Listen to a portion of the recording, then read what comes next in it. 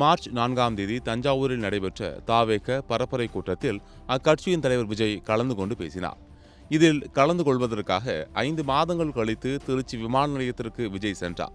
வழக்கம் போல இந்த முறையும் தனி விமானத்தில் பயணித்த விஜய் 3வது முறையாக தான் பயணம் செய்யும் விமானத்தை மாற்றியிருக்கிறார்.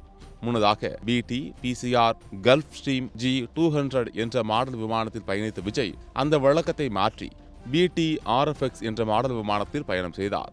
தற்போது அதையும் மாற்றி BT KJR எம்பரர் லெகசி 650 எனும் தனி விமானத்தில் பயணம் செய்துள்ளார்.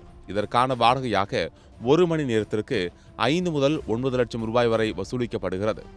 வரி மற்றும் பார்க்கிங் என இதர கட்டணங்களை எல்லாம் சேர்த்தால் நாளொன்றுக்கு 25 லட்சம் ரூபாய் வரை இந்த விமானத்திற்கு வாடகையாக வசூலிக்கப்படலாம். 14 நபர்கள் வரை பயணம் செய்யக்கூடிய வகையில் வடிவமைக்கப்பட்டு இருக்கும் இந்த விமானத்தில் 3 தனித்தனி கேபின்கள் உள்ளன. இந்த விமானம் மணிக்கு 845 கிலோமீட்டர் வேகத்தில் பறக்கும் தன்மை கொண்டது. பயணிகள் ஓய்வெடுக்க, உணவருந்தும் வகையில் வசதிகள் செய்து கொடுக்கப்பட்டுள்ளது குறிப்பிடத்தக்கது.